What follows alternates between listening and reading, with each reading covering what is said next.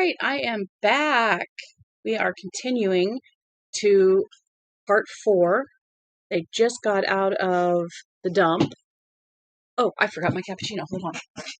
I like to stay warm.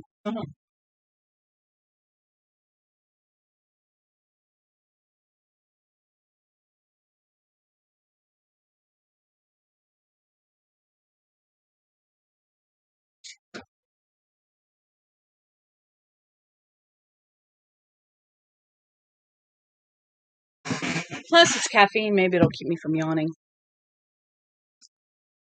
So they just got out of the dump and dealing with Milo and Chopper.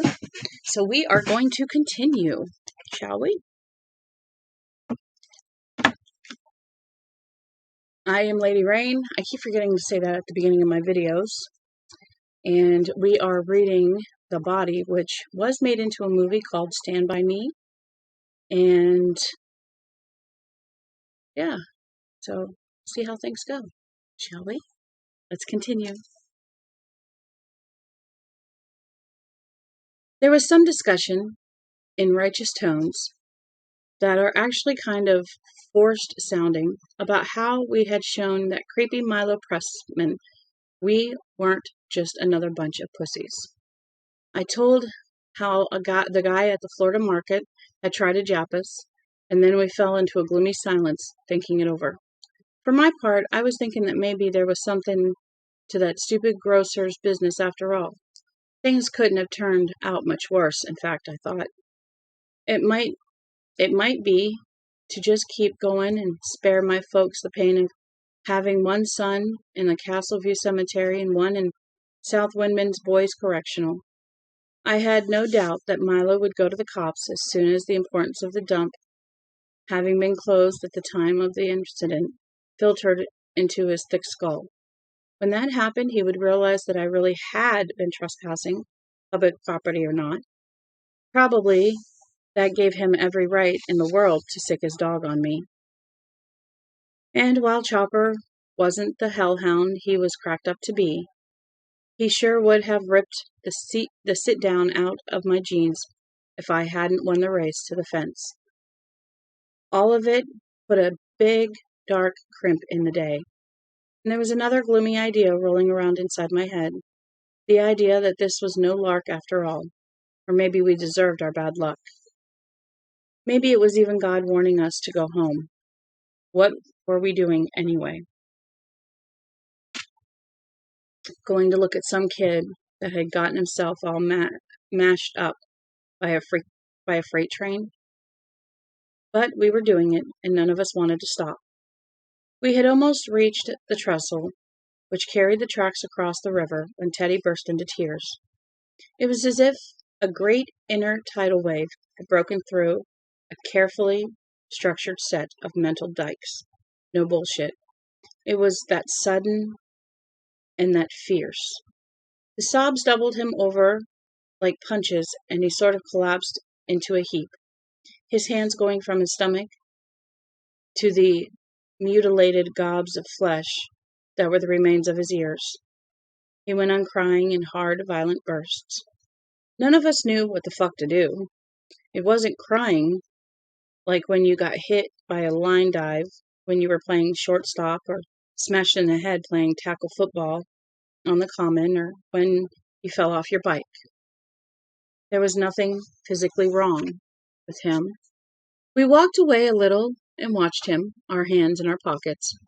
"Hey, man," Vern said in a very thin voice. Chris and I looked at Vern hopefully. See? Okay. I'm looking for a green shirt for G.I. Joe. See if you can find one. "Hey, man," he was always a good start, but Vern couldn't follow it up. Teddy leaned forward into the cross ties and put a hand over his eyes. Now he looked like he was doing the alley bit. Salami, baloney, as Popeye says, except it wasn't funny. At last, when the force of his crying had trailed off a little, it was Chris who went to him. He was the toughest guy in our gang, maybe even tougher than Jamie Gallant, I thought privately, but he was also the guy who made the best peace. He had a way about it. I'd seen him sit down on the curb next to a little kid with a scraped knee, kid he didn't even fucking know, and get him talking about something. The Shrine Circus that was coming to town, or Huckleberry Hound on TV, until the kid forgot he was supposed to be hurt. Chris was good at it. He was tough enough to be good at it. Listen, Teddy. What do you care what a fat old pile of shit like him said about your father, huh? I mean, sincerely. That don't change nothing, does it? What a fat old pile of shit like him says, huh? Huh? Does it? Teddy shook his head violently. It changed nothing. But to hear it spoken of in bright daylight, something he must have gone over and over in his mind while he was laying in wake in bed and looking at the moon off center in one window pane.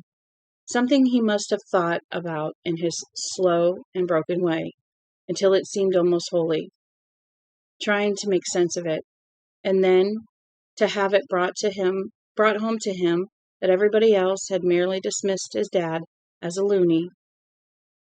That had rocked him, but it changed nothing. Nothing. He still stormed the beach at Normandy, right? Chris said, and he picked up one of Teddy's sweaty, grimy hands and patted it. Teddy nodded fiercely, crying. Snot was running out of his nose. Do you think that pile of shit was at Normandy? Teddy shook his head violently. No. Do you think that guy knows you? Nah, no. But, or your father? He's one of your father's buddies. He's one of your father's buddies? No! Angry, horrified at the thought. Teddy's chest heaved and more sobs came out of it. He had pushed his hair away from his ears, and I could see the round, brown, plastic button of his hearing aid set in the middle of the right one. The shape of the hearing aid made more sense than the shape of his ear, if you could get what I mean. Chris said calmly, Talk is cheap. Teddy nodded, still not looking up. And whatever's between you and your old man, talk can't change that. Teddy's head shook without definition, unsure if this was true.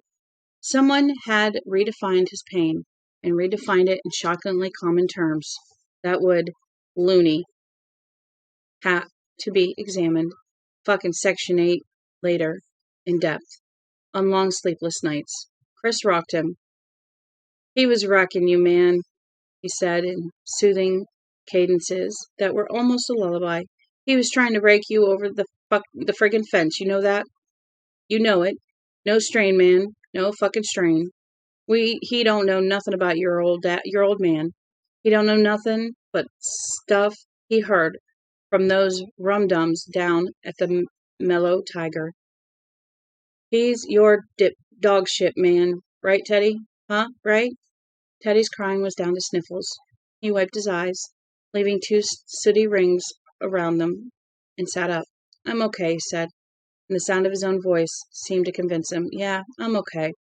He stood up and put his glasses back on, dressing his naked face, it seemed to me. He laughed thinly and swiped his bare arm across the snot on his upper lip. Fucking crybaby, right? Nah, man, Vern said uncomfortably. If anyone was racking out my dad, then you get to kill him, Teddy said briskly, almost arrogantly. Kill their asses. Right, Chris? Right, Chris said amiably, and clapped Teddy on the back. Right, Gordy? Absolutely, I said, wondering how Teddy could care so much for his dad when his dad had practically killed him, and how I couldn't see to give much of a shit one way or the other about my own dad, when so far as I could remember, he had never laid a hand on me since I was 3, and got some bleach from under the sink and started to eat it. Ew. We walked another 200 yards down the tracks, and Teddy said in a quieter voice, Hey, if I spoiled your good time, I'm sorry. I guess that was pretty stupid shit back there at the fence. I ain't sure I want it to be no good time, Vern said suddenly. Chris looked at him. You saying you want to go back, man? No, Vern's face nodded in thought. But going to see a dead kid? It shouldn't be a party, maybe. I mean, if you can dig it. I mean, he looked at us rather wildly. I mean, I could be a little scared, if you get me. Nobody said anything, and Vern pledged on. I mean, sometimes I get nightmares like, you guys remember the time Danny Naughton left that pile of old funny books, the ones with the vampires and people getting cut up and all that shit? Jeez, crow. I'd wake up in the middle of the night dreaming about some guy hanging in the house with his face all green or something, like that. And it seems like there's something under the bed. If I dragged a hand over the side, that thing might, grab me. We all began to nod. We knew about the night shift. I would have laughed then, though, if you had told me that one day, not too many years from then, I'd parlay all those childhood fears and night sweats into $1 million. And I don't dare say anything because my friggin' brother, well, Billy, he'd broadcast it. He shrugged miserably. So I'm scared to look at that kid because if he's really bad. I swallowed and glanced at Chris. He was looking gravely at Vern and nodding for him to go on. If he's really bad, Vern resumed, I'll have nightmares about him and wake up thinking it's him under my bed, all cut up in a pool of blood like he just came out of one of those salad master gadgets they show on TV, just eyeballs and hair, but moving somehow. If you can dig that, moving somehow, and getting ready to grab. Jesus Christ, Teddy said thickly. What a fucking bedtime story. Well, I can't help it, Vern said, his voice defensive. But I feel like we have to see him. Even if there are bad dreams, like, we have to, but maybe it shouldn't be no good time. Yeah, Chris said softly, maybe it shouldn't. Vern said pleadingly, you won't tell none of the other guys, will you? I don't mean about the nightmares. Everybody has those. I mean about waking up and thinking there might be something under the bed. I'm too fucking old for the boogeyman. We all said we wouldn't tell, and glum silence fell over us again. It was only 2:45, but it felt much later. It was too hot, and too much had happened. We weren't even over into Harlow yet. We were going to have to pick them up and lay them down if we were going to make some real miles before dark. We passed the railroad junction and a signal on the tall, rusty pole. How much for lunch? I don't know, have some ramen. And all of us paused to chuck cinders at the steel flag on top, but nobody hit it. And around 3:30, we came to the Castle River and the GS&WM trestle, which crossed it. The river was better than 100 yards across at that point in 1960. I'd been back to look at it since, and found it had narrowed up quite a bit during the years between. They're always fooling with the river, trying to make it work better for the mills, and they've put in so many dams that it's pretty well tamed. But in those days, there were only 3 dams on the whole length of the river, as it ran across New Hampshire and half of Maine.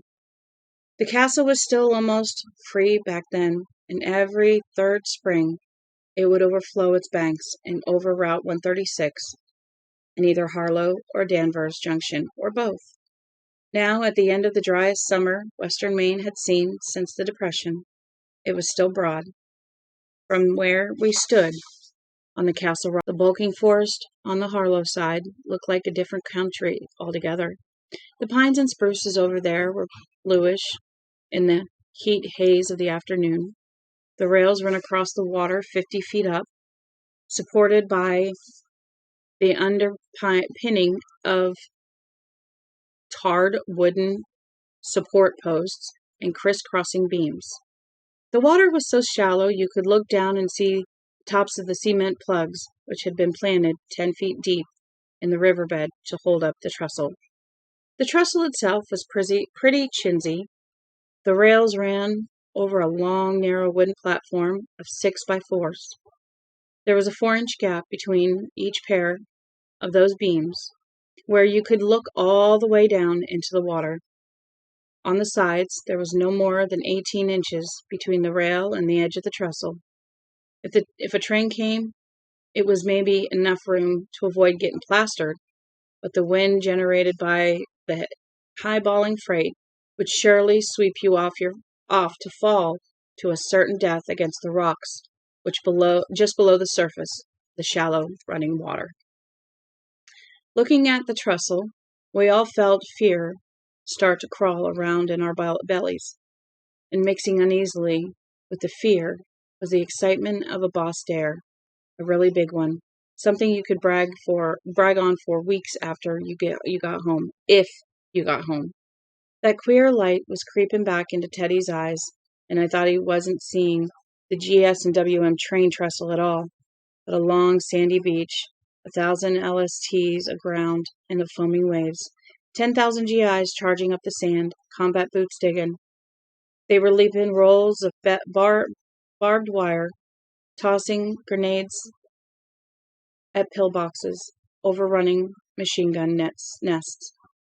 We were standing beside the tracks when the cinders sloped away toward the river's cut, a place where the embankment stopped and the trestle began. Looking down, I could see where the slope started to get steep. The cinders gave way to scraggly, tough-looking bushes and slabs of gray rock. Further down, there were a few stunted firs with exposed roots, withering their way out of the fissures in the plates of rock. They seemed to be looking down at their own miserable reflections in the running water. At this point, the Castle River actually looked fairly clean. At Castle Rock, it was just entering Maine's textile mill belt. But there were no fish jumping out there, although the river was clear enough to see the bottom. You could do another 10 miles upstream, toward New Hampshire, before you could see any fish in the castle. There were no fish, and along the edge of the river, you could see dirty collars of foam around some of the rocks. The foam was the color of old ivory. The river's smell was not particularly pleasant either. It smelled like a laundry hamper full of mildewy towels. Dragonflies stitched at the surface of the water and lay their eggs with impunity. There was no trout to eat them. Hell, there weren't even any shiners. Man, Chris said softly. Come on, Teddy said in that brisk, arrogant way. Let's go. He was already edging his way out, walking on the 6x4s between the shining rails. Say, Vern said uneasily, any of you guys know when the next train's due? We all shrugged. I said, there's a Route 136 bridge. Hey, come on, give me a break, Teddy said. That means walking 5 miles down the river on this side, then 5 miles back up on the other side. It'll take us until dark. If we use the trestle, we can get to the same place in 10 minutes. But if a train comes, there's nowhere to go, Vern said. He wasn't looking at Teddy. He was looking down at the fast, bland river. Fuck, there isn't, Teddy said indignantly. He swung over the edge and held one of the wooden supports between the rails. He hadn't gone out very far. His sneakers were almost touching the ground. But the thought of doing that same thing above the middle of the river, with a 50-foot drop beneath, and the train bellowing by just over your head, a train that would probably be dropping some nice hot sparks into my hair and down the back of my neck, none of that actually made me feel like queen of the day. See how easy it is, Teddy said. He dropped to the embankment, dusted his hands, and climbed back up beside us. You telling me you're going to hang out on that if it's a 200-car freight? Chris asked. Just sort of hang there by your hands for 5 or 10 minutes? You chicken, Teddy shouted. No, just asking what you do, Chris said, grinning. Peace, man. Go ahead if you want to, Teddy Braid. Wow. Who gives a fuck? I'll wait for you. I'll take a nap. One train already went by, I said reluctantly. And there probably isn't any more than 1-2 trains a day that go through Harlow. Look at this. I kicked the weeds growing up through the railroad ties with one sneaker. There were no weeds growing between the tracks, which ran between Castle Rock and Lewiston. There, see? Teddy triumphant. But still, there's a chance, I added. Yeah, Chris said. He was looking only at me, his eyes sparkling. Dare you, LaChance. Dares go first. Okay, Chris said. He widened his gaze to take in Teddy and Vern. Any pussies here? No, Teddy shouted. Vern cleared his throat, crooked, cleared it again, and said no in a very small voice. He smiled, a weak, sick smile. Okay, Chris said, but he hesitated for a moment, even Teddy looking wearily up and down the tracks. I knelt down and took one of the steel rails firmly in my hand. Nothing mind in that. It was almost hot enough to blister the skin. The rail was mute. Okay, I said. And as I said it, some guy pole-vaulted in my stomach. He dug his pole all the way into my balls, it felt like, and ended up sitting astride my heart. We went out onto the trestle, single file, Chris first, then Teddy, then Vern, and me playing tail end Charlie, because I was the one who said dares go first. We walked on the platform cross-ties between the rails, and you had to look at your feet, whether you were scared of heights or not. A misstep, and you would go down to your crotch, probably with a broken ankle to pay. The embankment dropped away beneath me, and every step further out seemed to seal our decision more firmly, and to make it feel more suicidally stupid. I stopped to look up when I saw the rocks giving way to water far beneath me. Chris and Teddy were a long way ahead, almost out over the middle, and Vern was tottering slowly along behind them, peering studiously down at his feet. He looked like an old lady trying out slits, with his head poked downward, his back hunched, his arms held out for balance. I looked back over my shoulder. Too far, man. I had to keep going now, and not only because the train might come. If I went back, I'd be a pussy for life. So I got walking again. After looking down at the endless series of cross ties for a while, with a glimpse of running water between each pair, I started to feel dizzy and disoriented. Each time I brought my foot down, part of my brain assured me it was going to plunge through into space, even though I could see it was not. I became acutely aware of all the noises inside me and outside me, like some crazy orchestra turning up to play. The steady thump of my heart, the blood beat in my ears like a drum being played with brushes, the creak of sinews like the strings of a violin that had been tuned radically upward, the steady hiss of the river, the hot hum of locusts digging into tight bark, a monotonous cry of a chickadee, somewhere far away, a barking dog. Chopper, maybe. The mildewy smell of the Castle River was strong in my nose. The long muscles in my thighs were trembling. I kept thinking how much safer it would be, probably faster as well, if I got down on my hands and knees and scuttered along that way. But I couldn't do that. None of us would. I wouldn't do that. None of us would. The Saturday matinee movie down at the Gem had taught us anything. It was that only losers crawl. It was one of the central tenets of the gospel according to Hollywood. Good guys walk firmly upright, and if your sinews were creaking like overturned violin strings because of the adrenaline rush going on in your body, and if the long muscles in your thighs were trembling for the same reason, why, so be it. I had to stop in the middle of the trestle and look up at the sky for a while. That dizzy feeling had been getting worse. I saw phantom cross ties. They seemed to float right in front of my nose. Then they faded out, and I began to feel okay again. I looked ahead and saw I'd almost caught up with Vern. Who was slow poking along worse than ever. Chris and Teddy were almost all the way across. And though I'd since written 7 books about people who could do some exotic things, as read minds and precognate the future, that was when I had my first and last psychic flash. I'm sure that's what it was. How else to explain it? I squatted and made a fist around the rail with my left. It thumbed in my hand. It was thrumming so hard that it was like gripping a bundle of deadly metallic snakes. You've heard it said, his bowels turned to water. I know what that phrase means, exactly what it means. It may be the most accurate cliche ever coined. I've been scared since, badly scared, but I've never been as scared as I was in that moment, holding that hot live rail. It seemed that for a moment all my works below throat level had just went limp and lay there in an internal faint.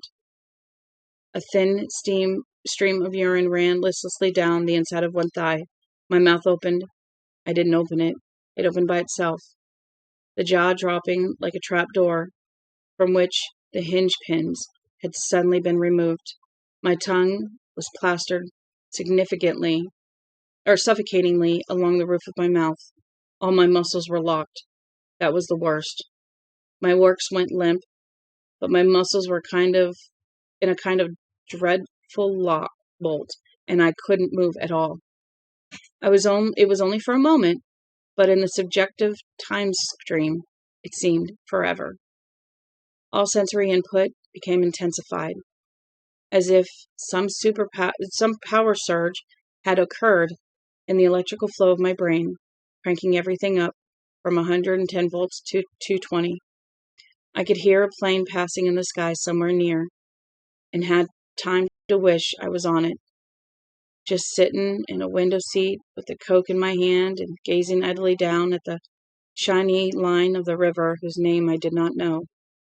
I could see every little splinter and gouge in the tarred crosstie I was squatting on, and out of the corner of my eye I could see the rail itself, with my hand still clutched around it, glittering insanely. The vibration from that rail sank so deeply into my hand that when I took it away, it still vibrated. The nerve endings kicking each other over and over again and again, tingling the way a hand or foot tingles when it has been asleep and is starting to wake up. I could taste my saliva, suddenly all electric and sour and thickened to curds along my gums. And worst, somehow, most horrifying of all, I couldn't hear the train yet. Could not know if it was rushing at me from ahead or behind, or how close it was. It was invisible. It was unannounced, except for that shaking rail. There was only that to advertise its imminent arrival. An image of Ray Brower, dreadfully mangled and thrown into a ditch somewhere, like a ripped open laundry bag, reeled before my eyes. We would join him, or at least Vern and I would, or at least I would. We had invited ourselves to our own funerals. The last thought broke the paralysis, and I shot to my feet. I probably would have looked like a jack-in-the-box to anyone watching, but to myself, I felt like a boy in underwater slow motion. Wow. Shooting up not through 5 feet of air, but rather up through 500 feet of water. Moving slowly, moving with a dreadful languidousness as the water parted grudgingly. But at last I did break the surface. I screamed, "Train!" The last of the paralysis fell out from me and I began to run. Vern's head jerked back over his shoulder. The surprise that distorted his face was almost comically exaggerated, written as large as the letters in a Dick and Jane primer. He saw me break into my clumsy, shambling run, dancing from 100 high cross-tie to the next, one horribly high cross-tie to the next, and knew I wasn't joking. He began to run himself. Far ahead, I could see Chris stepping off the ties and onto the solid safe embankment, and I hated him with a sudden bright green hate of juicy and as juicy and as bitter as the sap in an April leaf. He was safe. That fucker was safe. I watched him drop to his knees and grab a rail. My left foot almost slipped into the yaw beneath me. I flailed with my arms, my eyes as hot as ball bearings in some runaway piece of machinery, got my balance, and ran on. Now I was right behind Vern. We were past the halfway point. For the first time, I heard the train. It was coming from behind us, coming from the Castle Rock side of the river. It was a low, rumbling noise that began to rise slightly and sort itself into the diesel thrum of the engine and the higher, more sinister sound of big, grooved wheels turning heavily on the rails. "Ah, shit!" Vern screamed. "Run, you pussy," I yelled, and thumped him on the back. "I can't, I'll fall." "Run faster." "Ah, shit!" But he ran faster. A shambling scarecrow with a bare, sunburnt back, the collar of his shirt swinging and dangling below his butt. I could see the sweat standing out on his peeling shoulder blades, standing out in perfect little beads. I could see the fine down on the nape of his neck. His muscles clenched and loosened. His spine stood out in a series of knobs, each knob casting its own crescent-shaped shadow. I could see that these knobs grew closer together as they approached his neck. He was still holding his bedroll, and I was still holding mine. Vern's feet thudded on the cross ties. He almost missed one, lunged forward with his arms out, and I whacked him on the back again to keep him going. "Gordy, I can't! Aw, shit! Run faster, dickface!" I bellowed. And was I enjoying this? Yeah, in some peculiar self-destructive way that I have experienced since only when completely and utterly drunk I was. I was driving Vern Tessio like a drover getting a particularly fine cow to market. And maybe he was enjoying his own fear in the same way, falling like that self-same cow, hollering and sweating, his rib cage rising and falling like the bellows of a blacksmith on a speed trip, clumsily keeping his footing, lurching ahead. The train was very low now, its engine deepening to a steady rumble. Its whistle sounded as it crossed the junction point where we had paused to chuck cinders at the rail flag. I had finally gotten my hellhound, like it or not. I kept waiting for the trestle to start shaking under my feet. When that happened, it would be right behind us. "Go faster, Vern, faster! Oh, God, Gordy, oh, God, Gordy, oh, God! Ah, shit!" The freight's electric horn suddenly spanked the air into 100 pieces with one long, loud blast, making everything you ever saw in a movie or a comic book or one of your own daydreams fly apart, letting you know what both the heroes and the cowards really heard when death flew at them. Wonk! Wonk! And then Chris was below us and to the right, and Teddy was behind him, his glasses flashing back arcs of sunlight, and they were both mouthing the single word. The word was jump. But the train had sucked all the blood out of the word, leaving only its shape in their mouths. The trestle began to shake as the train charged across it, and we jumped. Vern landed full length in the dust and the cinders, and I landed right beside him, almost on top of him. I never did see that train, nor do I know if its engineer saw us. When I mentioned the possibility that he didn't even see us to Chris, and a couple years later, he said, "They don't blow that horn like that just for chucks, Gordy." But he could have. He could have been blowing it just for the hell of it, I suppose. Right then, such fine points didn't much matter. I clapped my hands over my ears and dug my face into the hot dirt as the freight went by, metal squalling against metal, the air buffeting us. I had no urge to look at it. It was a long freight, but I never looked at it. Before it had passed completely, I felt a warm hand on my neck and knew it was Chris's. When it was gone, when I was sure it was gone, I raised my head like a soldier coming out of his foxhole at the end of a day-long artillery barrage. Vern was still plastered into the dirt, shivering. Chris was sitting cross-legged between us, one hand on Vern's sweaty neck, the other still on mine. When Vern finally sat up, shaking all over and licking his lips compulsively, Chris said, "What do you guys think if we drink those Cokes? Could anybody use one besides me?" We all thought we could use one.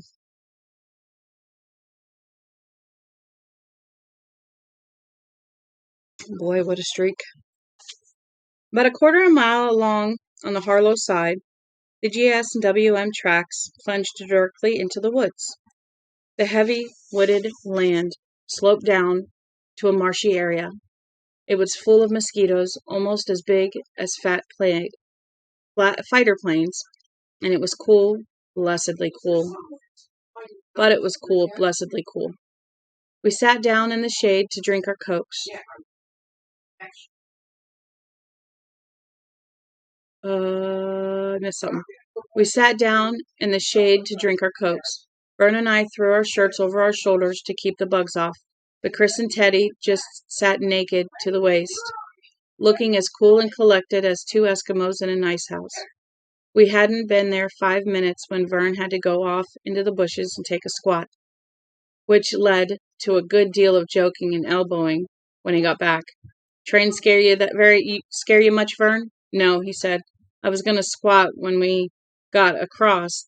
Anyway, I had to take a squat, you know. Vern! Chris and Teddy chorused. Come on, you guys. I did, sincerely. Then you won't mind if we examine the seat of your jockeys for Hershey squirts, will ya? Teddy asked, and Vern laughed, finally understanding that he was getting ribbed. Go screw. Chris turned to me. The train scare you, Gordy? Nope, I said, and sipped my coat. Not much, you sucker. He punched my arm. Sincerely, I wasn't scared at all. Yeah, you wasn't scared? Teddy said, looking me over carefully. No, I was fucking petrified. This slew all of them, even Vern, and we laughed long and hard. Then we just lay back, not goofing anymore, just drinking our cokes and being quiet. I can't, I got like 20 minutes left. Give me a sec.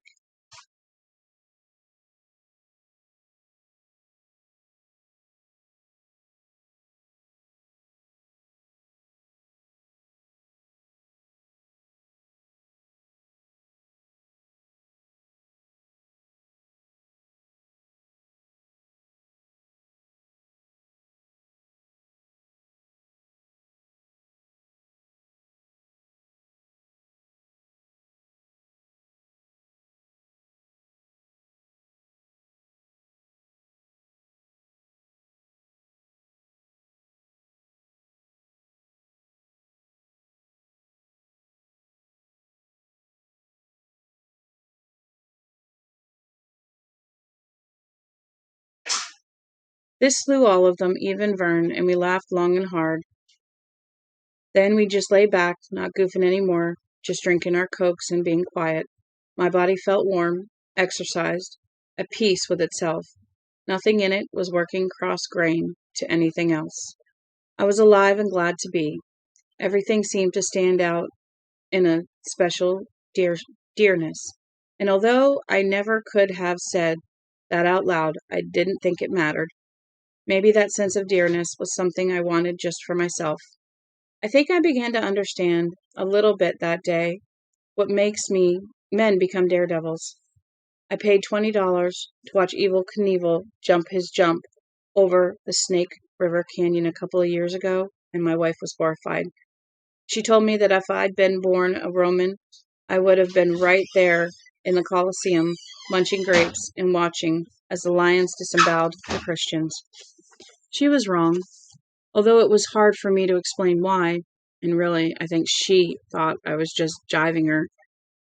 I didn't cough up that 20 to watch a man die on coast-to-coast, closed-circuit TV, although I was quite sure that was exactly what was going to happen. I went because of the shadows that were always somewhere behind our eyes, because of that what Bruce Springsteen calls the darkness on the edge of town in one of his songs. And at one time or another, I think everyone wants to dare that darkness in spite of the jalopy bodies that some joker of a god gave us human beings. No, not in spite of our jalopy bodies, but because of them. Hey, tell that story, Chris said suddenly, sitting up. What story? I asked, although I guess I knew. I always felt uncomfortable when the talk turned to my stories, although all of them seemed to like them, wanting to tell stories, even wanting to write them down. That was just peculiar enough to be sort of cool, just wanting to grow up, to be a sewer inspector or a Grand Prix mechanic. Richie Jenner, a kid who hung around with us until his family moved to Nebraska in 1959, was the first one to find out that I wanted to be a writer when I grew up, that I wanted to do that for my full-time job. We were up in my room just fooling around, and he found a bunch of handwritten pages under the comic books in a carton in my closet. What's this? Richie asks. Nothing, I say, and try to grab them back. Richie held the pages up out of reach, and I must admit that I didn't try very hard to get them back. I wanted him to read them, and at the same time I didn't. An uneasy mix of pride and shyness that has never changed in me very much when someone asks to look. The act of writing itself is done in secret, like masturbation. Oh, I have one friend who has done things like write stories in the display windows of bookshops and department stores, but this is a man who is nearly crazy with courage. The kind of man you'd like to have with you if you just happened to fall down with a heart attack in a city where no one knew you. For me, it always wants to be sex, always falls short. It always wants to be sex and always falls short. It's always the adolescent handjob in the bathroom with the door locked. Richie sat there, right there at the end of my bed for almost an afternoon, reading his way through the stuff I had been doing. Most of it influenced by the sort of comic books as the ones that had given Vern nightmares. And when he was done, Richie looked at me in a strange new way that made me feel very peculiar, as if he had been forced to reappraise my whole personality. He said, "You're pretty good at this. Why don't you show these to Chris?" I said, "No, I wanted it to be a secret." And Richie said, "Why? It ain't pussy. You ain't no queer. I mean, it ain't poetry." Still, I made him promise not to tell anybody about my stories, and of course he did, and it turned out most of them liked to read the stuff I wrote, which was mostly about getting buried alive, or some crook coming back from the dead and slaughtering the jury that had condemned him in 12 interesting ways, or a maniac that went crazy and chopped a lot of people into veal cutlets before the hero, Kurt Cannon, cut the subhuman, screeching madman to pieces with round after round of his smoking .45 automatic. In my stories, there was always rounds, never bullets. For a change of pace, there was the Ladio stories. Ladio was a town in France, and during 1942, a grim squad of tired American dog faces were trying to retake it from the Nazis. This was 2 years before I discovered that the Allies didn't land in France until 1944. Then went on trying to retake it, fighting their way from street to street. Through about 40 stories, which I wrote between the ages of 9 and 14, Teddy was absolutely mad for the Ladio stories. And I think I wrote the last dozen or so just for him. By then, I was heartily sick of Ladio and writing things like Mon Dieu and Cherchez le Boc and Fermez le Port. In Ladio, French peasants are always hissing to GI dog faces to Fermez le Port.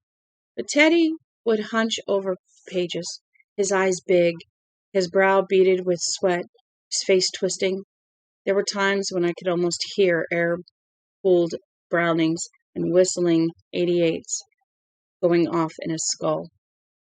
The way he clamored for more Ladio stories was both pleasing and frightening.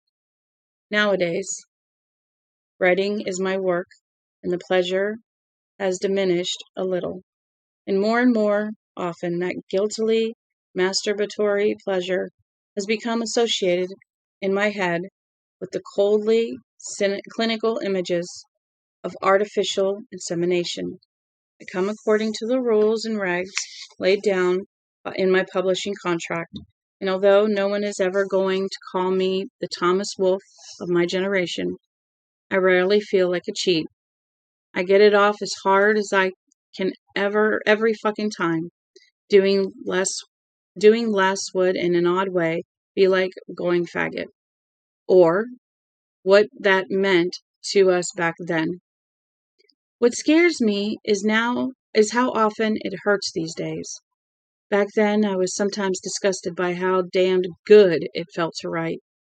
These days, I sometimes look at this typewriter and wonder when it's going to run out of good words. I don't want that to happen. I guess I can stay cool as long as I don't run out of good words, you know? What's the story? Vern asked uneasily. It ain't a horror story, is it, Gordy? I don't think I want to hear no horror stories. I'm not up for that, man. No, it ain't a horror, Chris said. It's really funny. Gross, but funny. Go on, Gordy. Hammer that fucker to us. Is it about Lidio, Teddy asked. No, it ain't about Lidio, you psycho, Chris said, and Rabbit punched him. It's about this pie eating contest. Oh, this might be good. Hey, I didn't even write it down yet, I said. Yeah, but tell it. You guys want to hear it? Sure, Teddy said. Boss. Well, it's about this made-up town, Gretna, I call it. Gretna, Maine. Gretna, Burns said, grinning. What kind of name is that? There ain't no Gretna made. Shut up, fool, Chris said. He just told you it was made up, didn't he? Yeah, but Gretna, that sounds pretty stupid. Lots of real towns sound stupid, Chris said. I mean, what about Alfred, Maine, or Saco, Maine, or Jerusalem's Lot, or Castle fucking Rock? Think there ain't no castle here. Most towns' names are stupid.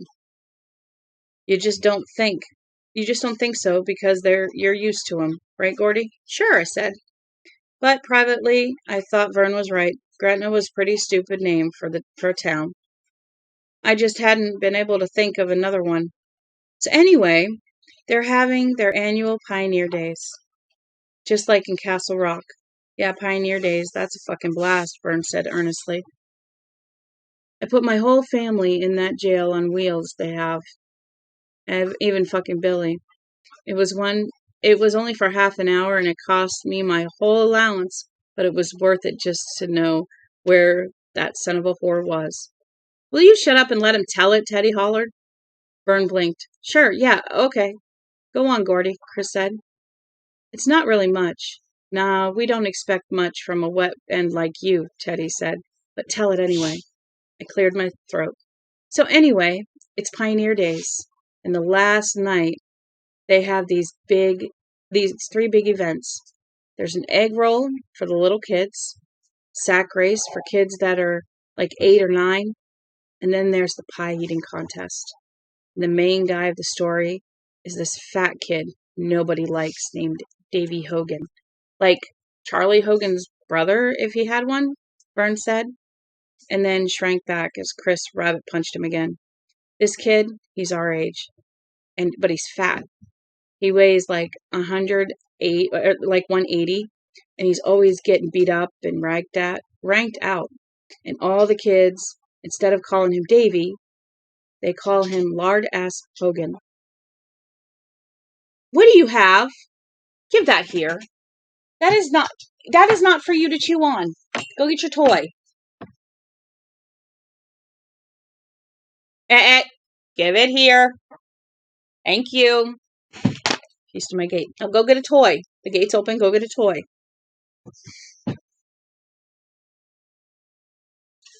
They call him Lard-ass Hogan and rake him out whenever they get the chance. They nodded respectfully, showing the proper sympathy for Lard-ass. Although, if such a kid ever showed up in Castle Rock, we would all have been out teasing him and raking him to the dogs and back. So he decides to take revenge because he's like fed up, you know. He's only in the pie eating contest, but that's like the final event during Pioneer Days, and everyone really digs it. The prize is $5. So he wins it and gives the finger to everybody, Teddy said. Boss, no, it's better than that, Chris said. Just shut up and listen. Lardass figures to himself, $5, what's that? If anybody remembers anything at all in 2 weeks, it'll be that fucking pig Hogan ate out everybody. Well, it figures. Let's go over his house and rake the shit out of him. Only now we'll call him Pie Ass instead of Lardass. They nodded some more, agreeing that Davy Hogan was a thinking cat. I began to warm to my own story. But everybody expects him to enter the contest, you know, even his mom and dad. Hey, they practically got that $5 spent for him already. Yeah, right, Chris said. So he's thinking about it and hating the whole thing, because being fat isn't really his fault, seeing he's got these weird fucking glands, something, and my cousin's like that, Vern said expectantly. Sincerely, she weighs close to 130 or 300 pounds, and supposedly to the hypoid gland or something like that. I don't know about her hypoid gland, but what a fucking blimp. No shit. She looks like a fucking Thanksgiving turkey. And this one time, will you shut the fuck up, Vern? Chris cried violently. For the last time, honest to God. He had finished his Coke, and now he turned the hourglass-shaped green bottle upside down and brandished it over Vern's head. Yeah, right. I'm sorry. Go on, Gordy. It's a swell story. I smiled. I didn't really mind Vern's interruptions, but of course, I couldn't tell Chris that. He was the self-appointed guardian of art. So, he's turning it over in his mind, you know, the whole week before the contest. At school, kids keep coming up to him and saying, hey, Lardass, how many pies you gonna eat? You gonna eat 10, 20, fucking 80? And Lardass, he says, how should I know? I don't even know what kind they are. And see, there's quite a bit of interest in the contest because the champ is this grown-up whose name is Billy Trainer, I guess. And this guy Trainer, he ain't even fat. In fact, he's a real string bean. But he can eat pies like a whiz. And the year before, he ate 6 pies in 5 minutes. Whole pies? Teddy asked, awestruck. Right you are. And Lardass, he's the youngest guy to ever be in the contest. Go, Lardass! Teddy cried excitedly. Scuff up those fucking pies. Tell him about the other guys in it, Chris said. Okay, besides Lardass Hogan and Billy Trainer, there's Calvin Spire, the fattest guy in town. He ran the jewelry store. Gretna Jewels, Vern said, and snickered. Chris gave him a black look. And then there's this guy who's a disc jockey at the radio station up in Lewiston. He ain't exactly fat, but he's sort of chubby, you know? And the last guy was Herbert Gretna III, who was the principal of Lardass Hogan's school. He was eating against his own principal? Teddy asked. Chris clutched his knees and rocked back and forth joyfully. Ain't that great? Go on, Gordy. I had them now. They were all leaning forward. I felt an intoxicating sense of power. I tossed my empty Coke bottle into the woods and scrunched around a little bit to get comfortable. I remember hearing the chickadee again, off in the woods, further away now, lifting its monotonous, endless call in the sky. Dee-dee-dee-dee. So he gets this idea, I said. He get the greatest revenge idea a kid ever had. The big night comes, the end of Pioneer Days. The pie eating contest comes just before the fireworks. The main street of Gretna has been closed off so people can walk around in it. And there's this big platform set up right in the street. There's bunting hanging down and a big crowd in front. There's also a photographer from the paper to get a picture of the winner with blueberries all over his face, because it turned out to be blueberry pies that year. Also, I almost forgot to tell you this. They had to eat the pies with their hands tied behind their backs. So dig it. They came up onto the platform. Let me see what I've got here.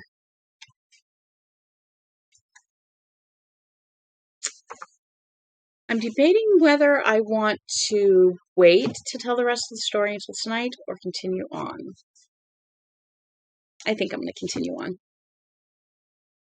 From The Revenge of Lardass Hogan by Gordon LaChance, originally published in the Cavalier magazine, March 1975, used by permission. So he ended up publishing this. They came up onto the platform one by one and stood behind a long trestle table covered with a linen cloth. The table was stacked high with pies and stood at the edge of the platform. Above it were looped necklaces of bare 100-watt bulbs, moths and night flyers banging softly against them and haloing them. Above the platform, bathed in spotlights, was a long sign that read, "The Great Gretna Pie Eat of 1960. To either side of this sign hung battered loudspeakers, supplied by Chuck Day of the Great Day Appliance Shop. Bill Travis, the reigning champion, was Chuck's cousin. As each contestant came up, his hands bound behind him and his shirt front open, like Sidney Carton on his way to the guillotine, Mayor Charbonneau would announce his name over Chuck's PA system and tie a large white bib around his neck. Calvin Spire received token applause only, in spite of his belly, which was the size of a 20-gallon water barrel. He was considered an underdog second only to the Hogan Kid. Most considered a lardass, a comer, but too young and inexperienced to do much this year. After Spire, Bob Cormier was introduced. Cormier was the disc jockey who did a popular afternoon program at WLAM in Lewiston. He got a bigger hand, accompanied by a few screams from the teenage girls in the audience. The girls thought he was cute. John Wiggins, principal of Gretna Elementary School, followed Cormier. He received a hearty cheer from the older section of the audience and a few scattered boos from fractious members of his student body. Wiggins managed to beam paternally and frowned sternly down at the audience at the same time. Next, Mayor Charbonneau introduced Lardass, a new participant in the annual Great Gretna Pie Eat, but one we expect great things from in the future, young Master David Hogan. Lardass got a big round of applause as Mayor Charbonneau tied on his bib, and as it was dying away, a rehearsed Greek chorus just beyond the reach of the 100-watt bulbs cried out in wicked unison, "Go get 'em, Lardass!" There were muffled shrieks of laughter, running footsteps, and a few shadows that no one could or would identify. Some nervous laughter, some judicial frowns, the largest from Hoseneer Charbonneau, the most visible figure of authority. Lardass himself appeared not even notice. The small smile greasing his thick lips, increasing his thick chops, did not change as the mayor, still frowning largely, tied his bib around his neck and told him not to pay any attention to fools in the audience. And if the mayor had even the faintest inkling of what monstrous fools Lardass Hogan had suffered and would continue to suffer as he rumbled through life like a Nazi tiger tank, the mayor's breath was warm, smelled of beer. The last contestant to mount the bunting decorative stage drew the loudest and most sustained applause. This was the legendary Bill Travis, 6 feet 5 inches tall, gangling, voracious. Travis was a mechanic at the local Amoco station down by the rail yard, and a likable fellow, if there ever was one. It was common knowledge around town that there was more involved in the great Greta pie eat than a mere $5. At least for Bill Travis, that was. There were two reasons for this. First, people always came by the station to congratulate Bill after he won the contest. Most everyone came to congratulate stayed to get his gas tank filled. And the two garage boys were sometimes booked up for a solid month after the contest. Folks would come in and get a muffler replaced or their wheel bearings greased and would sit in the theater chairs ranged along one wall. Jerry Mailing, who owned the Amico, had salvaged them from the old Gem Theater when it was torn down in 1957.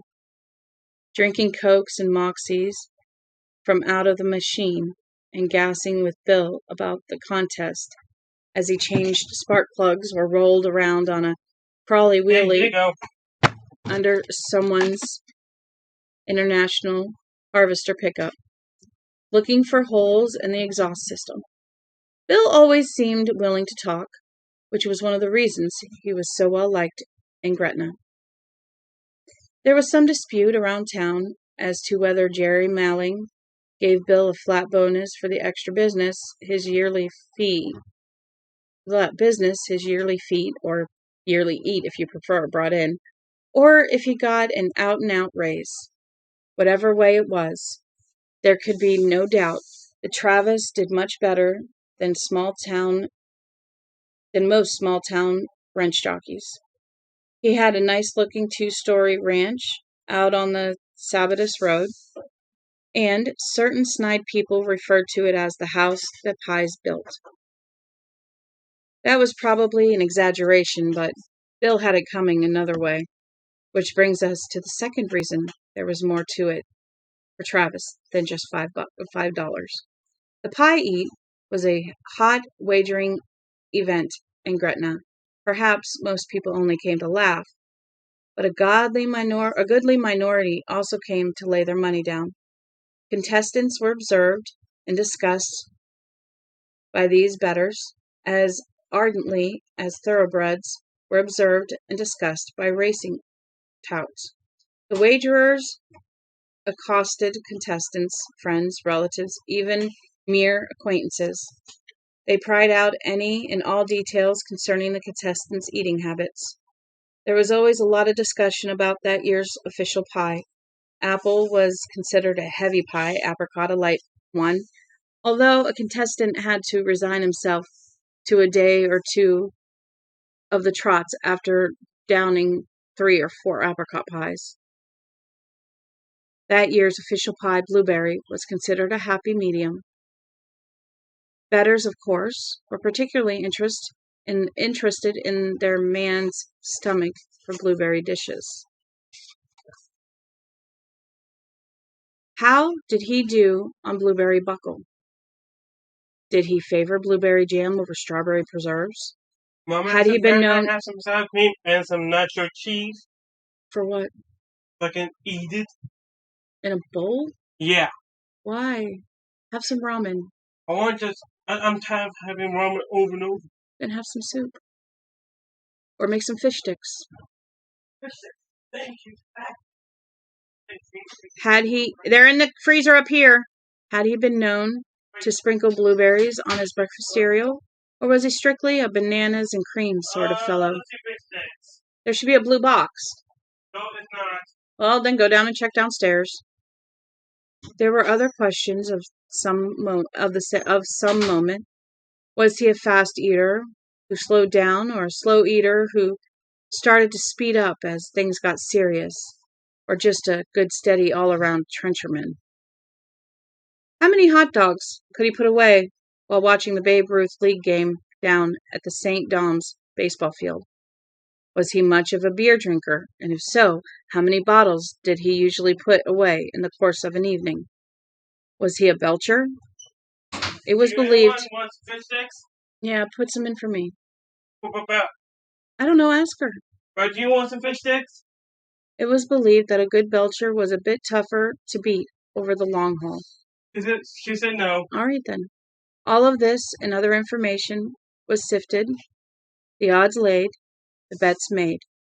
How much money actually changed hands during the week or so following pie night, I have no way of knowing. But if You turn you... up that so I can fucking turn up. No, you're going to put them in the oven. Oh, yeah, you want to do the oven. I'll turn it off so you can run the oven. Yeah, I don't want to over. It's okay.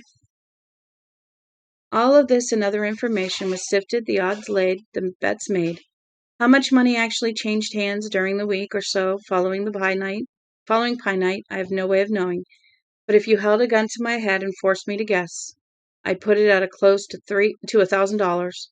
That probably sounds like a pretty paltry figure, but it was a lot of money to be passed around in such a small town 15 years ago.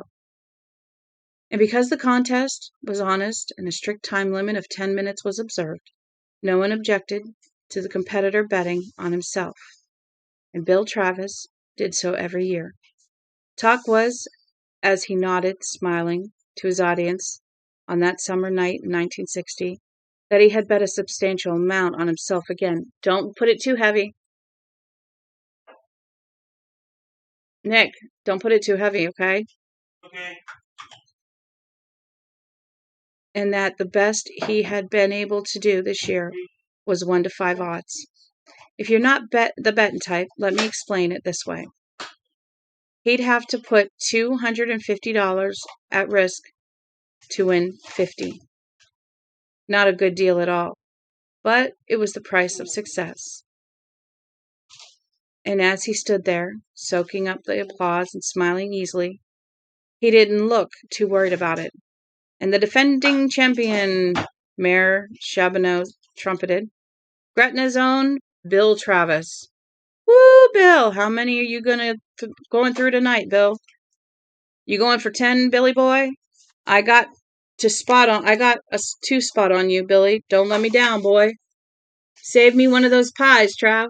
Nodding and smiling. Okay. We got... How many pages we got left for this? Okay. We're going to be fine. Nodding and smiling, with all proper modesty, Bill Travis allowed the mayor to tie his bib around his neck. Then he sat down at the far end of the table, near the place where Mayor Chabonneau would stand during the contest. From right to left, then the eaters were Bill Travis, David Lardass Hogan, Bill Cormier, Principal John Wiggins, and Calvin Spire holding down the stool on the far left. Mayor Chabonneau introduced Sylvia Dodge, who had been more of a contest figure than Bill Travis himself. She had been president of the Gretna's Ladies Auxiliary for years beyond telling, since the first Manassas, according to some town wits. And it was she who oversaw the baking of each year's pies, strictly subjecting each of her own rigorous quality control, which included a weigh-in ceremony on Mr. Bankachek's butcher's scales down by the Freedom Farm. This was to make sure that each pie weighed within an ounce of the others. Sylvia smiled, regalely down at the crowd, her blue hair twinkling up under the hot glow of the light bulbs. She made a short speech about how glad she was that so much of the town had turned out to celebrate their hardy pioneer forebears. The people who had made this county great, for it was great, not only for the grassroots level, where Mayor Chabonneau would be leading the local Republicans to the hallowed seats of town government again in November, but on the national level, where the name of Nixon and Lodge would take the torch of freedom from our great and beloved general and hold it high for... Calvin Spire's belly rumbled noisily. There was and even some applause.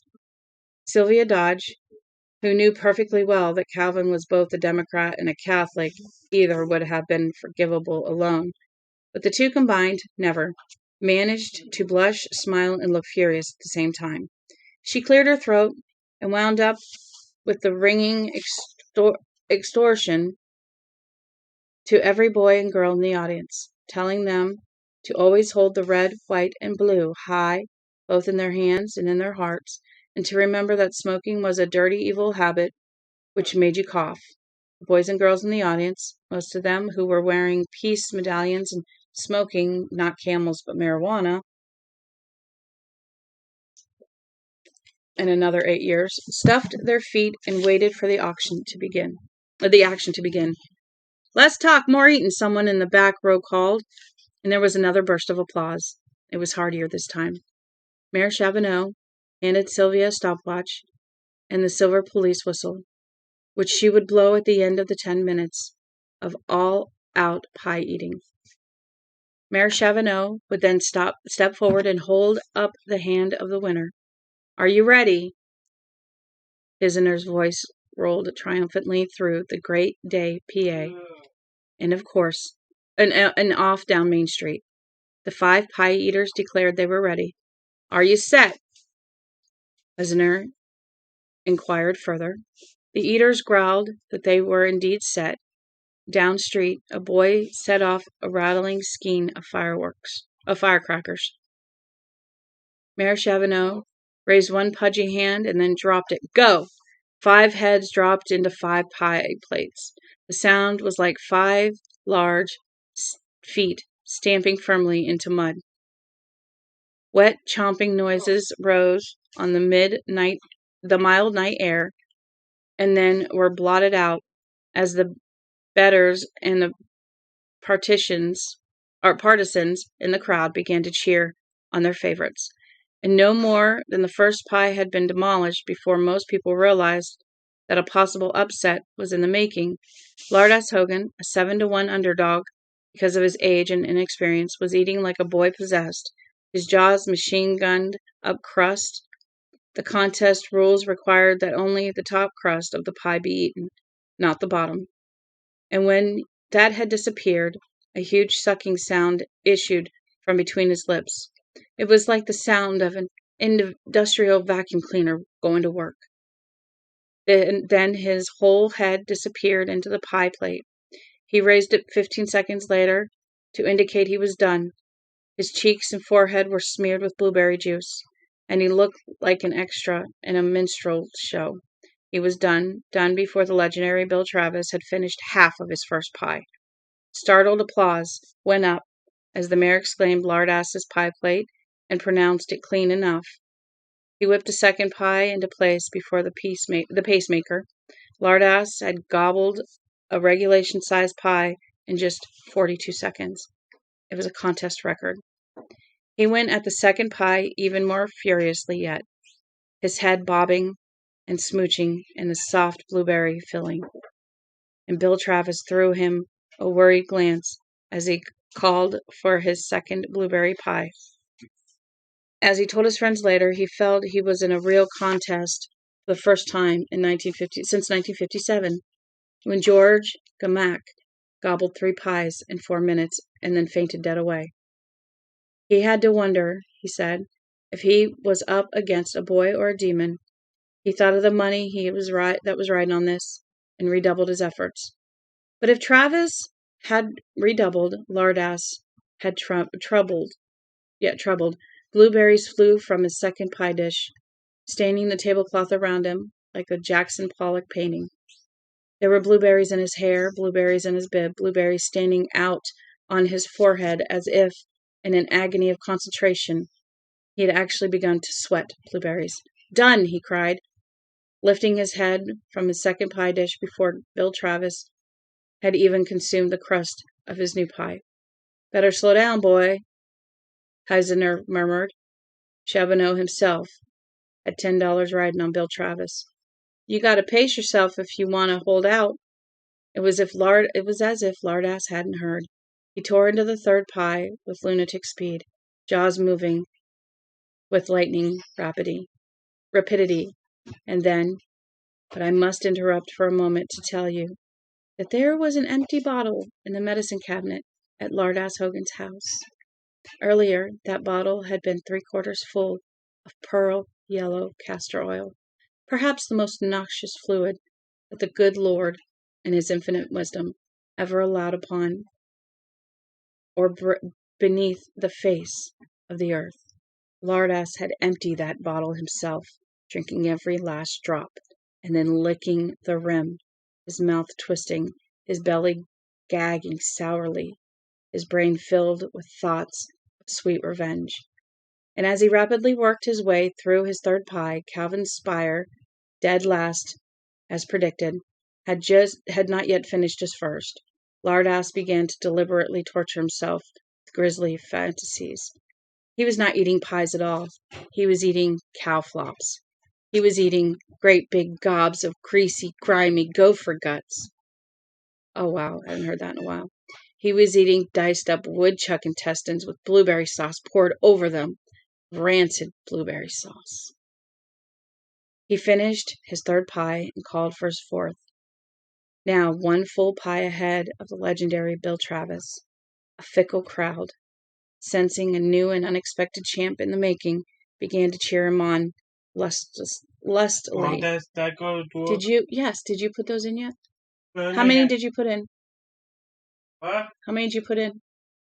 All of it. All right. We can have some more later if we don't finish them. But Lardass had no hope or intention of winning. He could not have continued at the pace he was currently setting if his own mother's life had been the prize.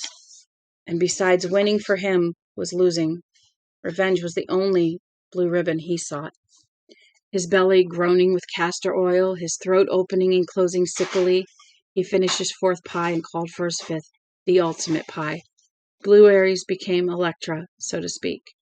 He dropped his head into the dish, breaking the crust, and snuffled blueberries up his nose. Blueberries went down his shirt. The contents of his stomach seemed to suddenly gain weight. He chewed up a pasty pastry crust, and swallowed it. He inhaled blueberries, and suddenly, the moment of revenge was at hand. His stomach, loaded beyond endurance, revolted. It clenched like a strong hand, encased in a slick rubber glove. His throat opened. Lardass raised his head. He grinned at Bill Travis with blue teeth. Puke rumpled up his throat like a 6-ton Peterbilt shooting through a tunnel. It roared out of his mouth in a huge blue and yellow glurt, warm and gaily steaming. It covered Bill Travis, who only had time to utter one nonsense syllable. Good was what it sounded like. Women in the audience screamed. Calvin Spire, who had watched this unannounced event with a numb and surprised expression on his face, leaned conventionally over the table as if to explain to the gaping audience just what had happened, and puked on the head of Marguerite Charbonneau, the mayor's wife. She screamed and backed away, pawing futilely at her hair, which was now covered in a mixture of crusted blueberries, baked beans, and partially digested frankfurters. The latter two had been Cal Spire's dinner. She turned to her good friend, Maria Lavin, and threw up on the front of Maria's buckskin jacket. In rapid succession, like a replay of the firecrackers, Bill Travis blew a great and seemingly supercharged jet of vomit out over the first 2 rows of spectators, his stunned face proclaiming to one and all, "Man, I just can't believe I'm doing this." Chuck Day, who had received a generous portion of Bill Travis's surprise gift, threw up on his hush puppies and then blinked at them wonderingly, knowing full well that stuff would never come out of Swade. John Wiggins, principal of Gretna Elementary, opened his blue-lined mouth and said reprovingly, "Really, this has yerk." As befitted a man of his breeding and position, he did it in his own pie plate. Eisner Charbonneau, who found himself suddenly presiding over what must have seemed more like a stomach flu hospital ward than a pie-eating contest, opened his mouth to call the whole thing off and upchucked all over the microphone. "Jesus save us," moaned Sylvia Dodge, and then her outraged supper. Fried clams, coleslaw, butter and sugar corn, 2 ears worth, and a generous helping of Muriel Harrington's Bosco chocolate cake, bolted out the emergency exit and landed in a large wet splash on the back of Mayor Robert Hall's suit coat. Lardass Hogan, now the absolute apogee of his young life, beamed happily out over the audience. Puke was everywhere. People staggered around in drunken circles, holding their throats and making weak, pawing noises. Somebody's pet Pekingese ran past the stage, yapping crazily, and a man wearing jeans and a Western-style silk shirt threw up on it, nearly drowning it. Mrs. Brockway, the Methodist minister's wife, had a long, basso-belching noise, which was followed by a gusher of degenerated roast beef and mashed potatoes and apple cobbler. The cobbler looked as if it might have been quite good when it first went down. Jerry Mailing, who had come to see his pet mechanic walk away with all the marbles again, decided to get the righteous fuck out of this madhouse. He got about 15 yards before tripping over a kid's little red wagon and realizing he had landed in a pile of warm bile. Jerry tossed his cookies in his own lap and told folks later he only thanked Providence he had been wearing his coveralls. And Miss Norman, who taught Latin and English fundamentals at the Gretna Consolidated High School, vomited into her own purse in an agony of propriety. Lardass Hogan watched it all, his large face calm and beaming, his stomach suddenly sweet and steady with a warm balm it might never know again. That balm was a feeling of utter and complete satisfaction. He stood up, took the slightly tacky microphone from the trembling hand of Mayor Charbonneau and said, "I declare this contest a draw." Then he puts the mic down, walks off the back of the platform, and goes straight home.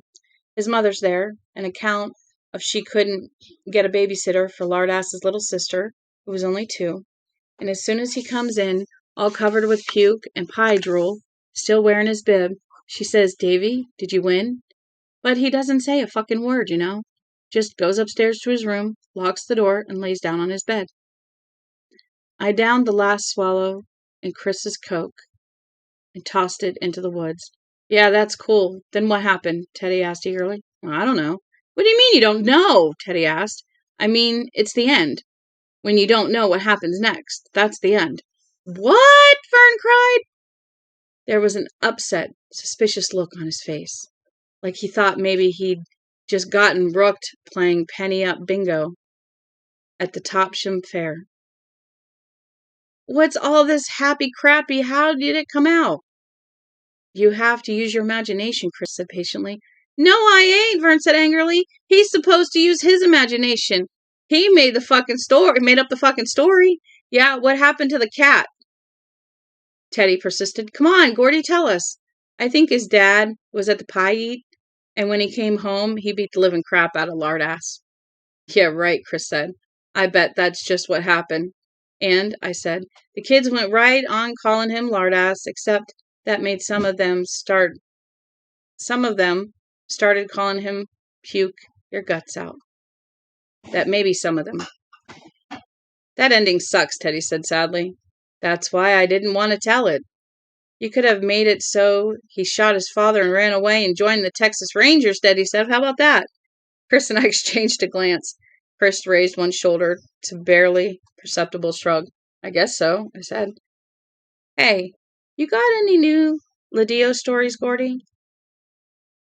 "Not just now. Maybe I'll think of some." Hold on. Maybe I'll think of some. I didn't want to upset Teddy, but I wasn't very interested in checking out what was happening in DeLeo either. Sorry, you didn't go for this one better. And we're going to pause. For now? Give me a minute. We have a couple hours. Well, I was like, what time? It's like this. He has to be there at 4, okay? Does it matter? Not really. It's 3:50. That's close enough. It's got a couple hours, all right? Chill, honey. I don't know why you're so obsessed with it. We'll still be here to eat, okay? Okay. That's what's up? I don't know. Go ask him. You can text him. No, go up and ask him. You can text him too. Oh, you have a phone. Yeah. This curious kid, I'm telling you. Sometimes he obsesses, unfortunately. Anyway, we're going to stop there. I'm going to find a few more disclaimers for those who have light stomachs. And I need to make sure I put those racial slurs in too. So I will talk to you guys tonight. I will probably be reading around 7:30ish. Probably 7 because I have to go after my husband at 9. So I will see you guys in a couple hours. I'm going to take some time and kind of relax my back. So thank you all for sitting with me. Thank you for being here. Subscribe, follow if you want. If not, I appreciate you being here anyway. I love y'all. Thank you. Y'all have a good night or a good day. Bye.